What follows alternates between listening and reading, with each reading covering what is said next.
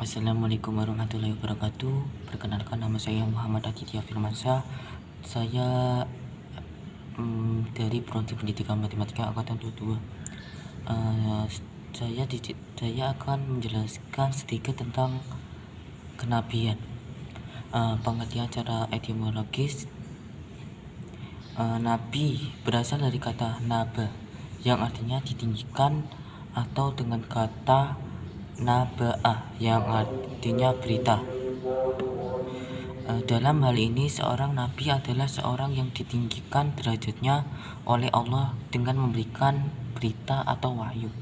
Sedangkan kenabian itu artinya penunjuk atau pemeliharaan, penunjuk atau pemilihan Allah terhadap salah seorang dari hambanya dengan memberikan wahyu. Sedangkan arti secara terminologis, nabi adalah manusia biasa yang mendapatkan keistimewaan menerima wahyu dari Allah Subhanahu wa Ta'ala. Di antara para nabi ada yang diamanatkan untuk menyampaikan wahyu yang diterimanya kepada umat manusia. Nabi yang demikian itu disebut rasul.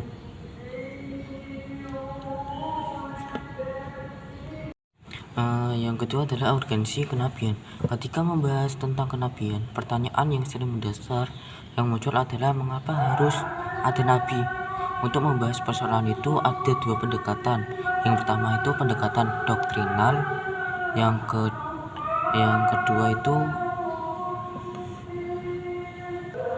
kedua itu pendekatan sosial historis. Yang pertama, pendekatan doktrinal. Dari sudut pendekatan Tuhan sendiri, apakah sebenarnya yang dikehendaki Tuhan dengan mengutus para nabi? Dilihat dari sudut pandang firman, doktrin atau normatif, maka kedatangan atau kelahiran nabi-nabi dalam realitas masyarakat adalah merupakan nikmat yang diberikan Tuhan kepada masyarakat itu sendiri, agar kehidupan masyarakat dapat berjalan seimbang, selamat dari konflik yang menghancurkan diri mereka sendiri. Dengan kata lain, para nabi adalah suara hati nurani masyarakat yang harus ada dan tidak boleh mati, karena jika dalam masyarakat telah kehilangan hati atau dalam masyarakat telah kehilangan hati nuraninya atau hati nuraninya mati, maka masyarakat itu menjadi rusak karena konflik yang terjadi sudah tidak terkendali, yang dapat menimbulkan kekerasan dan kekacauan. Dalam Al-Quran Surat Al-Ma'idah ayat 20 menyatakan sebagai berikut, yang berbunyi, wa id qala Musa liqaumihi ya qaumi dzkuru ni'matallahi 'alaikum id ja'ala fikum anbiya'a wa ja'alakum wa id qala Musa liqaumihi ya qaumi dzkuru ni'matallahi 'alaikum id ja'ala fikum anbiya'a wa ja'alakum muluka wa atakum ma lam yu'ti ahadan minal alamin, yang artinya, dan ketika Musa berkata kepada kaumnya, hai kaumku, ingatlah nikmat Allah atas kamu ketika Dia mengatakan nabi di antara kamu, dan Dia jadikan kamu raja-raja, dan diberikannya kepadamu apa yang tidak diberikannya kepada seorang pun di antara umat-umat yang lain. Quran Surat Al-Ma'idah ayat 20.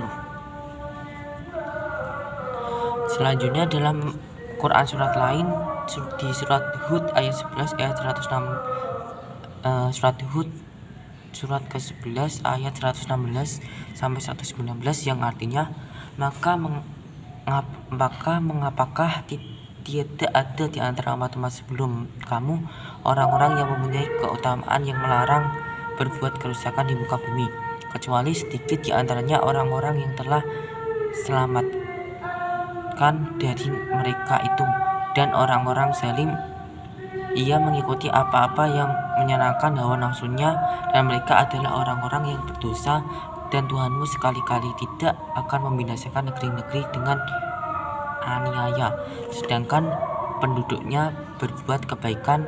Dan jika Tuhanmu menghendaki, niscaya Dia menjadikan manusia satu umat, tetapi mereka senantiasa berselisih, kecuali orang-orang yang memperoleh rahmat dari Tuhanmu, dan untuk itulah Allah menciptakan mereka dan telah sempurnakan kalimat Tuhanmu. Sesungguhnya aku akan penuhi jahanam itu dengan jin dan manusia. Yang kedua adalah pendekatan sosial historis. Apakah memang kehadiran para nabi diperlukan dalam realitas kehidupan suatu masyarakat sehingga Tuhan perlu mengutusnya untuk masyarakat itu? Sejarah menjelaskan bahwa pada saat kelahiran Nabi Muhammad SAW, keadaan masyarakat pada waktu itu sedang dilandasi krisis moral yang fundamental, yang ditandai oleh adanya perbudakan dan penindasan yang kuat terhadap yang lemah, sehingga manusia menjadi suatu komoditi dalam pasar jual beli budak. Penindasan tersebut kaum perempuan yang dibunuh sejak diketahui jenis kelamin, sistem politik yang dikuasai oleh fanatisme kesukuan yang sempit, serta dengan landasan sistem ketuhanan yang memuja materi yang diwujudkan pada penyembahan patung-patung. Oleh karena itu, alasan Allah Subhanahu wa Ta'ala menurunkan Nabi Muhammad yaitu untuk menegaskan bahwa sesungguhnya Nabi Muhammad SAW sendiri menegaskan bahwa sesungguhnya ia itu diutus untuk menyempurnakan budi pekerti yang mulia masyarakatnya yang telah sakit dan berada dalam jurang kehancuran. Adapun tugas-tugas kenabian, yang pertama itu sebagai penyampai syariat Rabbani kepada manusia. Yang kedua itu menjelaskan makna nas yang diturunkan kepada umat. Yang ketiga itu menuntut umat kepada kebaikan dan mewanti-wanti mereka agar menghindari keburukan. Hal itu ditegaskan oleh Rasulullah dalam sabdanya yang diriwayatkan oleh Muslim, yang artinya tidak ada seorang nabi pun sebelumku kecuali dia haruskan untuk menuntun dan menunjukkan kebaikan pada umatnya, apa yang diajarkan kepada mereka, dan memperingatkan akan kejahatan yang diajarkan kepada mereka. Yang keempat itu mendidik manusia dengan metode Rabbani. Pembahasan tentang Nabi Muhammad SAW itu dikelompokkan menjadi tiga masa. Yang pertama itu masa pra-kelahiran. Al-Quran menegaskan bahwa para nabi telah pernah diangkat janjinya untuk percaya dan membela Nabi Muhammad SAW. Terdapat dalam Quran surat Al-Imran ayat 81. Pada ayat itu juga mengisyaratkan bahwa Allah telah merencanakan sesuatu untuk Nabi Muhammad SAW jauh sebelum kelahiran beliau.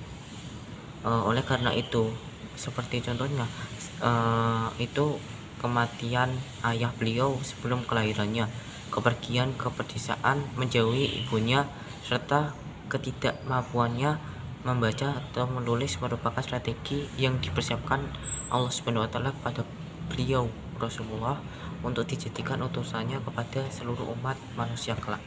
Yang kedua adalah masa pra-kenabian. Ada beberapa ayat yang berbicara tentang Nabi Muhammad SAW sebelum beliau diangkat menjadi nabi. Sebelum beliau diangkat menjadi nabi. Yang pertama itu Quran surat Ad-Duha ayat 6-8 yang isinya itu beliau yatim sejak di dalam kandungan, kemudian dipelihara dan dilindungi oleh paman dan kakeknya. Beliau hidup miskin, tapi Allah memberikan kecukupan khususnya menjelang dan saat hidup berumah tangga dengan istrinya Khadijah. Yang kedua dalam Quran surat Al-Ankabut ayat 48 yang isinya itu menyatakan bahwa beliau Nabi Muhammad SAW adalah orang yang tidak pandai membaca dan menulis. Allah ingin menjadikan beliau sebagai bukti bahwa informasi yang diperoleh benar-benar bukan bersumber dari manusia melainkan dari Allah Subhanahu wa taala. Yang ketiga itu masa kenabian. Pada masa kenabian ini beliau pada usia 40 tahun pada usia 40 tahun Nabi Muhammad SAW diangkat menjadi nabi, ditandai dengan turunnya wahyu pertama itu Quran surat Al-Alaq ayat 1-5 yang berbunyi yang pertama itu Iqra. Yang ayatnya yang berbunyi Iqra bismi rabbikal ladzi khalaqal insana min 'alaq Iqra wa rabbukal akram alladzi 'allama bil qalam 'allamal insana ma lam ya'lam. Dan yang artinya itu Nabi Muhammad itu disuruh untuk bacalah, ya Iqra yang artinya itu bacalah. Bukti kebenaran kenabian dan kerasulannya adalah Al-Quran dan diri beliau sendiri yaitu ummi atau tidak pandai membaca atau menulis. Berarti bukti kebenaran beliau itu sesuai wahyu yang diturunkan pertama surat Al-Alaq ayat 1-5 itu Allah itu menyuruh Nabi Muhammad untuk membaca.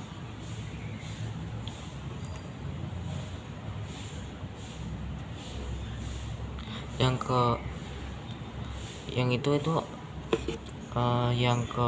selanjutnya adalah sifat-sifat keutamaan para nabi. Sifat-sifat keutamaan para nabi. Para nabi sendiri ialah bahwa mereka itu berfitrah tinggi, berakal pikiran cerdas dan sehat, berbicara benar, jujur dan terpercaya dalam menyampaikan risalah, terpelihara dari kekurangan pada jasmani yang tidak sedap dipandang mata atau tidak mengenakan selera yang sehat. Jiwa para nabi telah mendapatkan bantuan dan perlindungan ilah atau dari Allah, perlindungan dari Allah Subhanahu wa taala hingga tidak mungkin mereka jatuh di bawah pengaruh atau kekuasaan rohani dari seseorang. Selain itu, nabi adalah manusia biasa yang mengalami segala yang dialami manusia. Selanjutnya adalah mukjizat. Mukjizat ialah peristiwa di luar kebiasaan manusia. Mukjizat adalah peristiwa yang terjadi di luar kebiasaan manusia yang tidak sanggup melakukan atau mengadakannya. Mukjizat hanya di tangan para nabi atau rasul. Seorang rasul memperlihatkan mukjizat kepada umatnya. Seorang rasul memperlihatkan mukjizat kepada umatnya dengan seizin Allah Subhanahu wa taala sebagai bukti kebenarannya. Mukjizat diberikan oleh Allah Subhanahu wa taala kepada para nabi atau rasul sesuai dengan sifat risalah yang diemban oleh para nabi dan rasul yang bersangkutan. Risalah yang terdahulu sebelum Islam diturunkan kepada kaum atau umat tertentu dan bersifat sementara.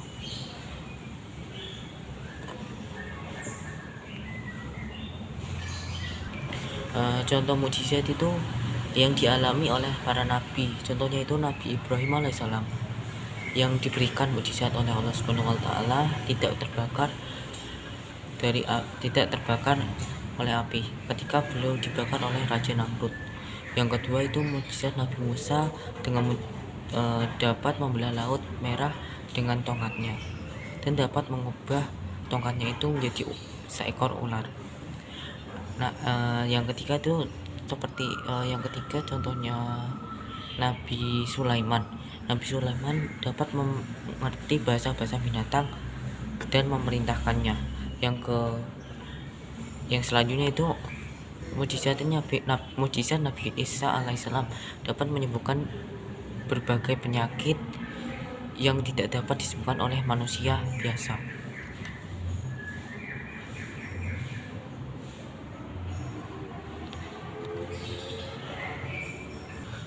Selanjutnya itu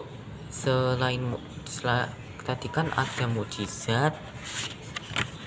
Yang kedua itu yang pertama tadi kan ada sifat kota para nabi, yang kedua itu mukjizat, yang terakhir adalah Al-Quran. Yang Al-Quran itu sendiri secara harfiah berarti itu bacaan sempurna, merupakan suatu nama pilihan Allah yang sungguh tepat karena